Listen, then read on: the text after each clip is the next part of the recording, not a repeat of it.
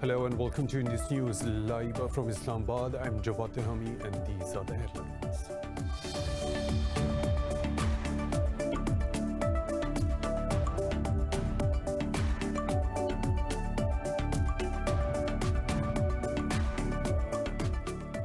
In Pakistan, former Afghan Prime Minister Bulletin HEKMATYAR says the Afghan government must resign over the killing of innocent people. Speaking to journalists in Islamabad, the Hizb-e-Islami leader holds the Afghan government responsible for the crisis to keep its hold on the throne. He added that Pakistan is the worst affected country due to the war in Afghanistan.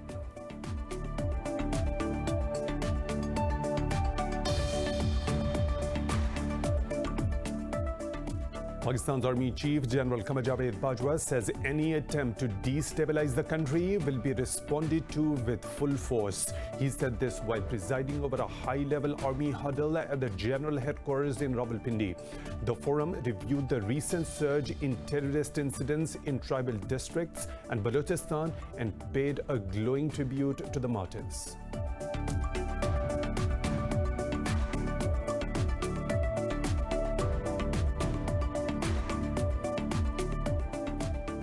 Azerbaijan's President Ilham Aliyev says the international community should impose sanctions on Armenia over its aggression in Nagorno-Karabakh. In a televised address, Aliyev said Azerbaijan will liberate its occupied territories from the Armenian occupation. He said Baku has no desire to capture Armenian lands.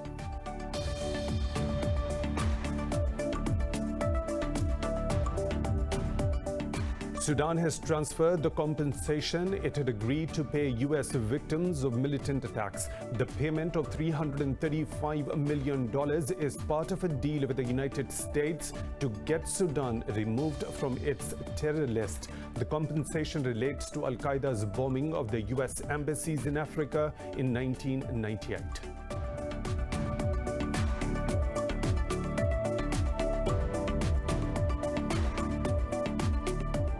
The Palestine Liberation Organization has criticized the recent visit of a UAE delegation to Israel. It said the visit validates Israeli forces' crimes against the Palestinians. UAE and Israel have signed a number of agreements after normalizing bilateral relations last month.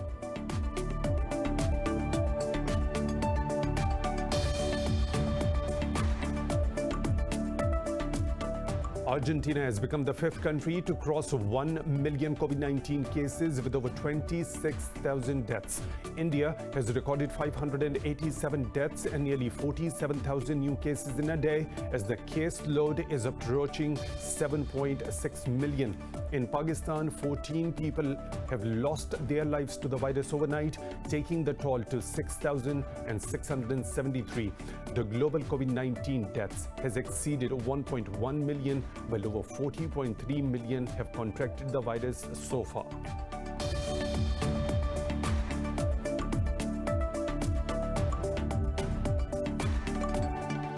Those are the headlines and detailed stories right after a short break. Stay tuned.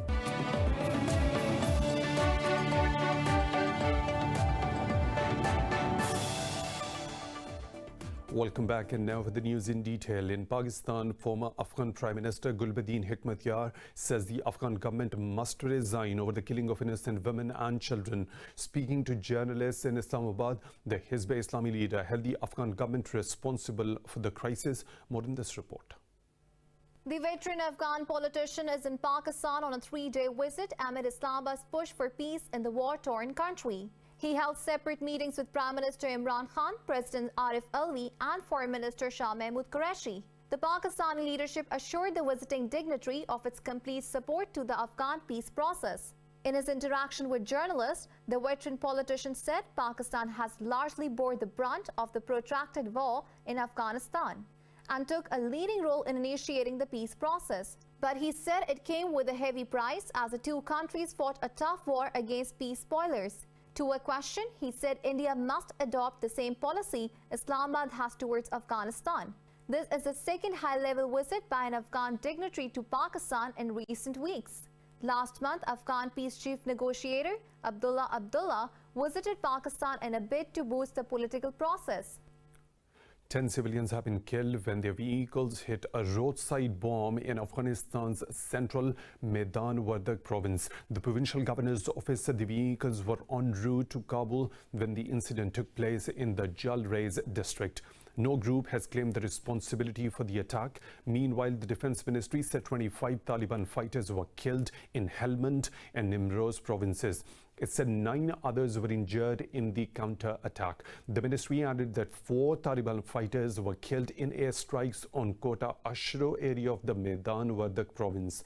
The Taliban have not commented on the Defense Ministry's claims.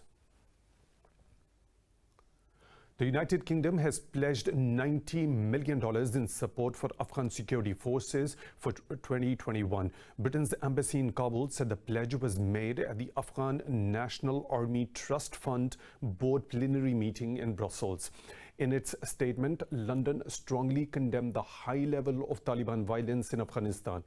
NATO chief Jens Stoltenberg said the bloc has contributed over $3.2 billion to the Afghan security forces so far. At the plenary meeting, NATO reaffirmed its commitment of financial support for sustainable security forces in Afghanistan. Pakistan's Army Chief General Qamar Javed Bajwa says any attempt to destabilize the country will be responded to with full force. He said this while presiding over a high-level army huddle at the general headquarters in Rawalpindi. The forum discussed the national and regional security situation. It also reviewed the recent surge in terrorist incidents in tribal districts and Balochistan. The meeting paid a glowing tribute to the martyrs who sacrificed their lives for the motherland. The Indian forces have martyred 4 more civilians in occupied Kashmir's Shopian and Pulwama districts. The occupying troops targeted the youth in cordon and search operations. 2 civilians were martyred in Melhora area of the Shopian district, while the other 2 were targeted in Hakripura area of Pulwama. The operations were going on till last reports came in. The occupied valley is under New Delhi's crushing curfew and communications blackout for the past 442 days. Azerbaijan's President Ilham Aliyev says the international community should impose sanctions on Armenia over its aggression in the Nagorno-Karabakh region. In a televised address, Aliyev said Azerbaijan will liberate its occupied territories from the Armenian occupation. He said Baku has no desire to capture Armenian lands. More in this report.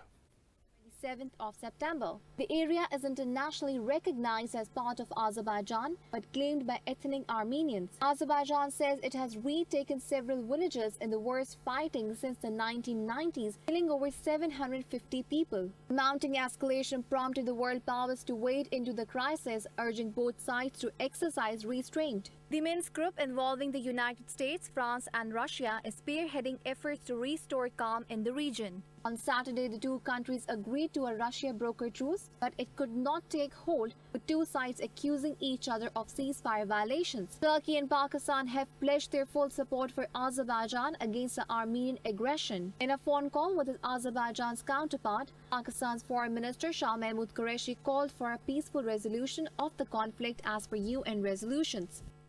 The Palestine Liberation Organization has slammed as shameful the recent visit of a UAE delegation to Israel. It said the visit validates Israeli forces' crimes against the Palestinians. The UAE and Israel have signed a number of agreements after normalizing bilateral relations last month. Speaking in Ramallah, a spokesman for Hamas said the visit will encourage Israel to pursue the gradual annexation of the West Bank lands.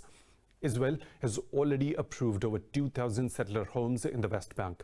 Last week, Israel stopped issuing visas to UN human rights workers in Palestine, forcing 9 employees to leave Israel and the occupied territories. Israel suspended its ties with the UN agency after it unveiled a list of companies working in illegal settlements in the West Bank. Sudan has transferred the compensation it had agreed to pay U.S. victims of militant attacks. The payment of $335 million is part of a deal with the United States to get Sudan removed from its terror list. The compensation relates to Al-Qaeda's bombing of U.S. embassies in Africa in 1998. On Monday, U.S. President Donald Trump tweeted he would remove Sudan from the terror list once the compensation is deposited. The listing of Sudan as a state sponsor of terrorism has been a hurdle for Khartoum as it seeks debt relief and external borrowing. The country is in the midst of an economic crisis which has accelerated since the overthrow of longtime ruler Omar al-Bashir last year. Russia says it is ready to freeze its nuclear warheads for a year as a precondition to extend the New START treaty with the US. In a statement, Russia's foreign ministry said Moscow will take the decision only if Washington agrees to reciprocate the act. Last week, the US rejected a Russian offer to unconditionally extend the pact for 1 year. Moscow and Washington have been at odds over the treaty despite several months of talks signed in 2010. New START imposes limits on the two countries' strategic nuclear arsenals. The agreement is due to expire in February.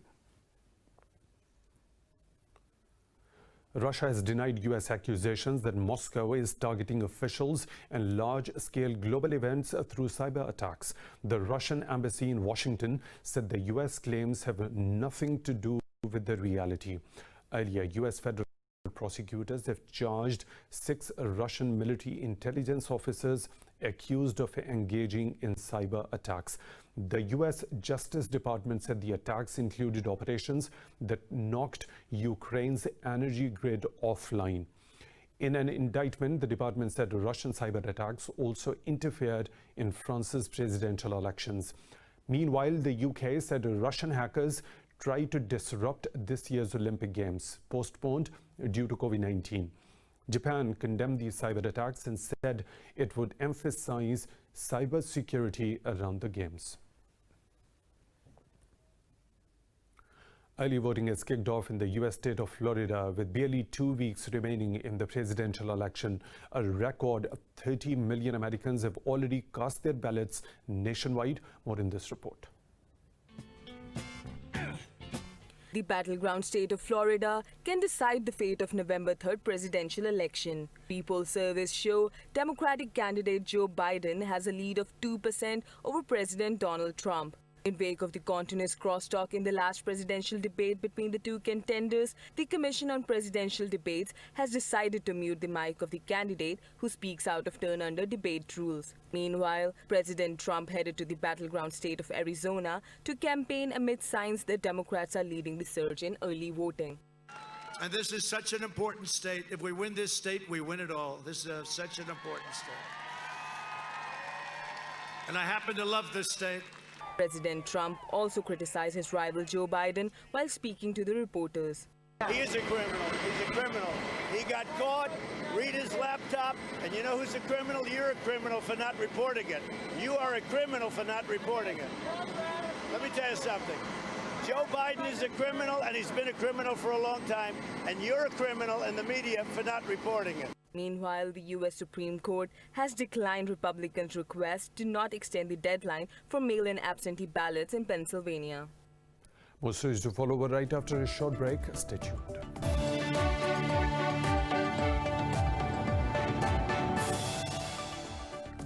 Welcome back. Argentina has become the 5th country to cross 1 million COVID-19 cases with over 26,000 deaths. India has recorded 587 deaths and nearly 47,000 cases in a day as the caseload is approaching 7.6 million. The global COVID-19 deaths has exceeded 1.1 million, while over 40.3 million have contracted the virus so far. More in this report.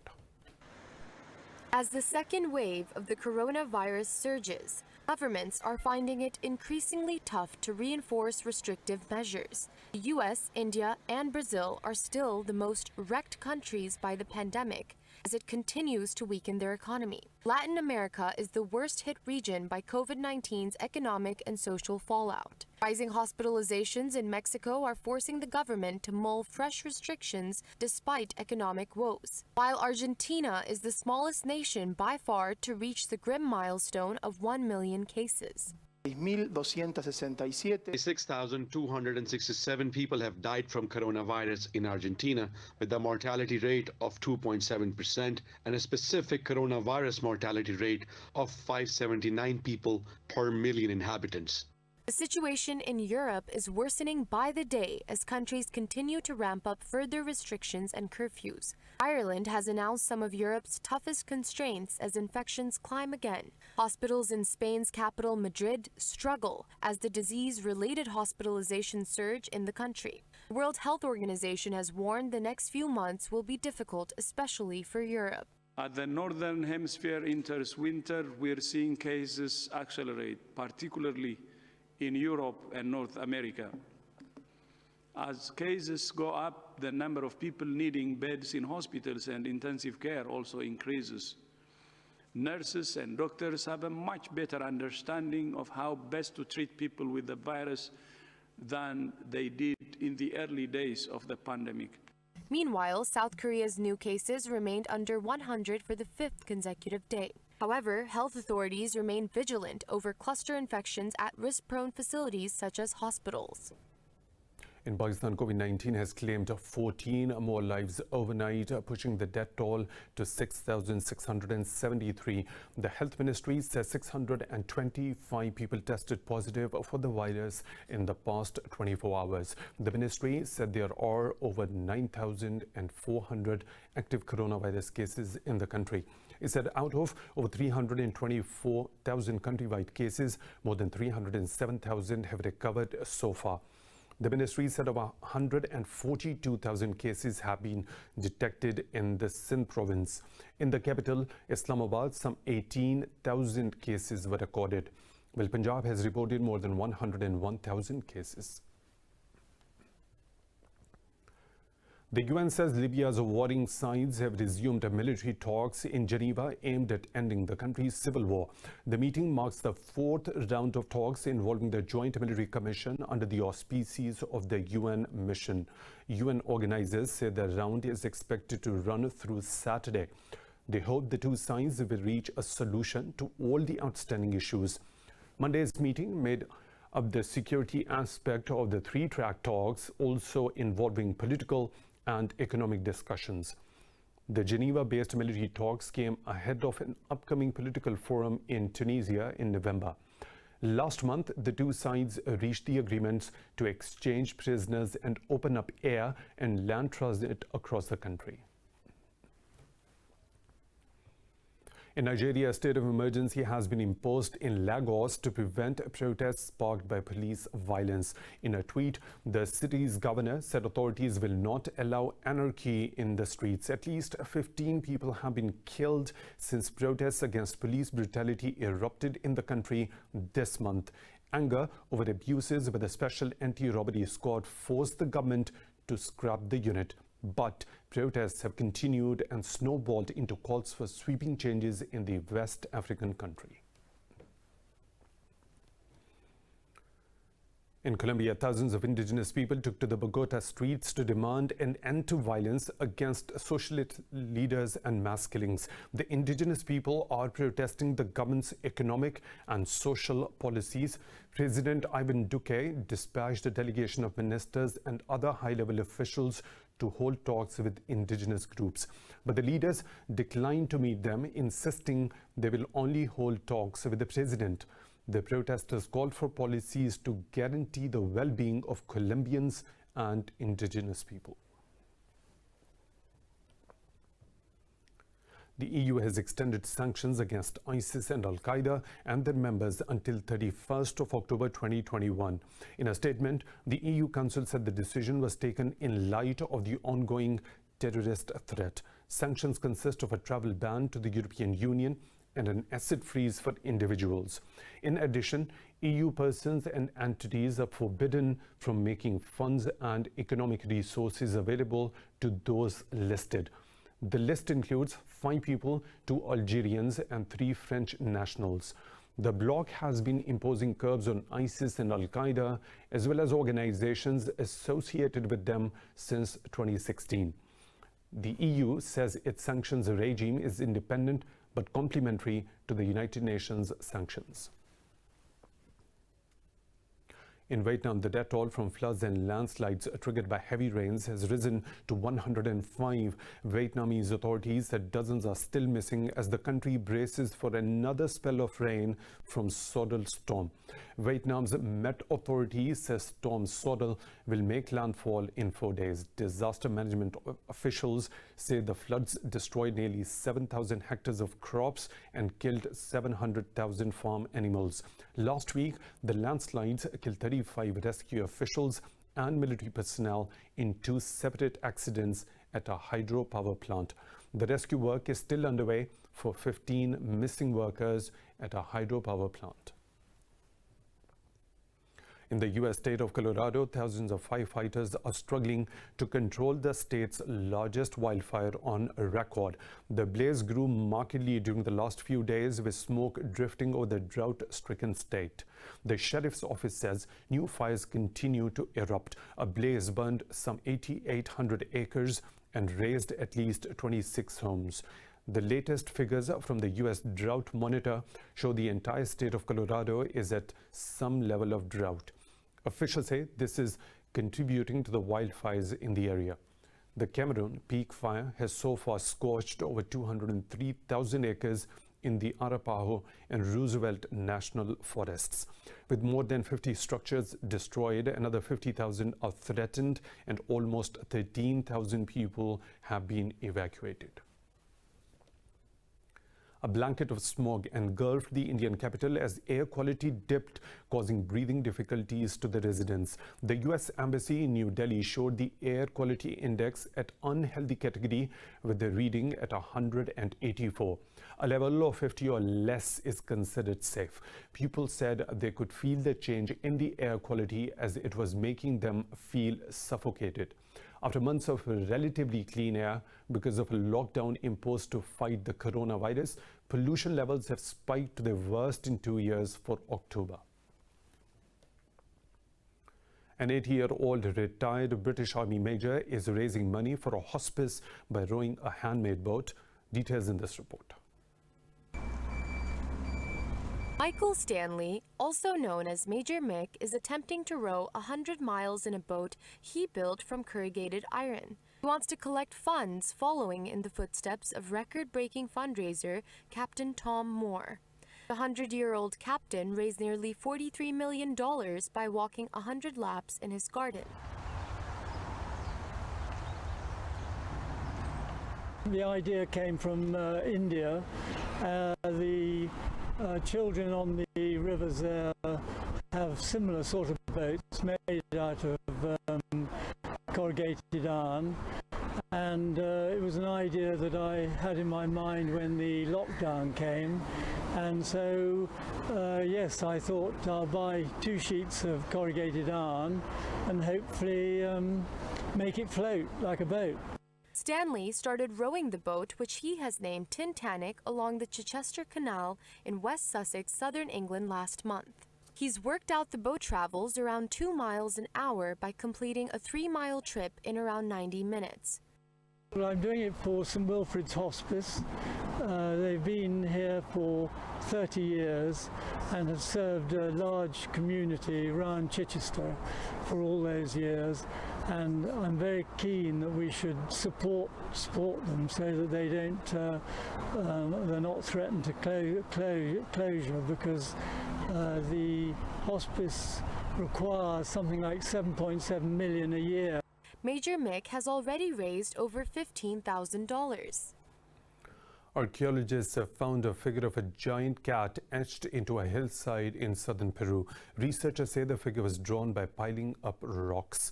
Drone footage provides a bird's-eye view of the 37-meter-long figure drawn by creating furrows in the hillside.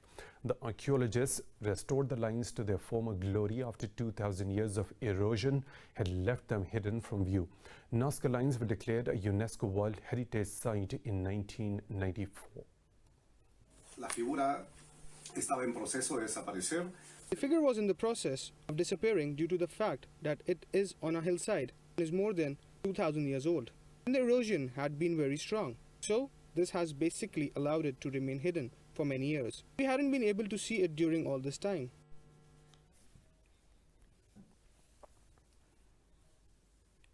It's time for a short break. We'll be back with more stories. Stay tuned. Lows and the highs of the business world, the U.S. Justice Department and 11 states have filed a lawsuit against Google for allegedly breaking the law in using its market power to fend off rivals. The lawsuit marks the biggest antitrust case in a generation. This comes more than a year after the Justice Department and the Federal Trade Commission began antitrust investigations into the tech giants. 7 years ago, the Commission settled an antitrust probe into Google over alleged bias in its search function to favor its products, among other issues. Google has faced similar legal challenges overseas.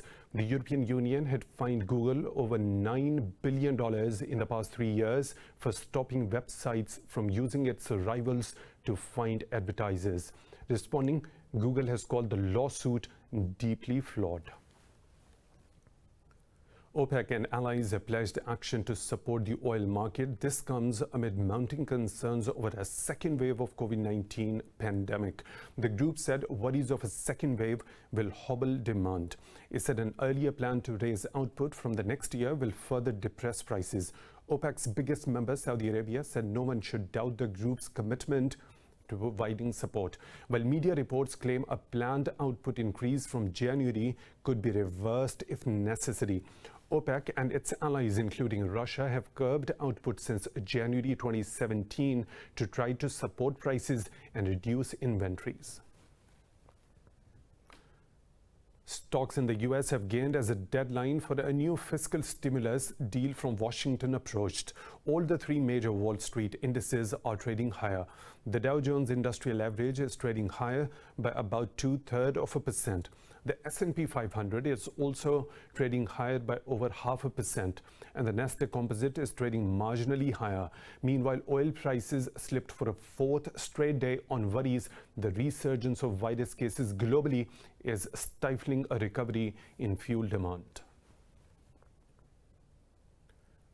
Most stocks in Europe have gained in today's trading so far. Investors are taking a cautious approach amid rising COVID-19 cases and the deadline for the U.S. fiscal stimulus approaching. The pan-European stock 600 has inched above the flat line. London's FTSE 100 has edged up as well. In Italy, the FTSE MIB has added over 0.5%. The CAC 40 in Paris has also added more than 0.5%. But Frankfurt's DAX has slipped marginally. Earlier, all Asian markets traded mixed, with the Japanese and Australian bourses shedding while all other stocks gained.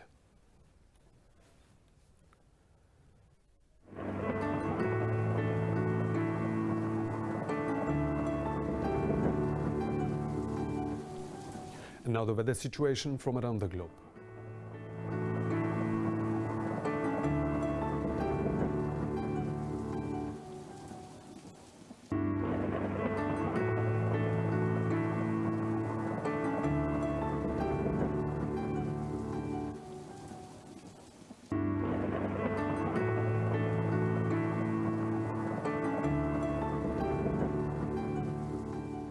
And that's all for now. For the latest updates, you can follow us on social media at Indus News.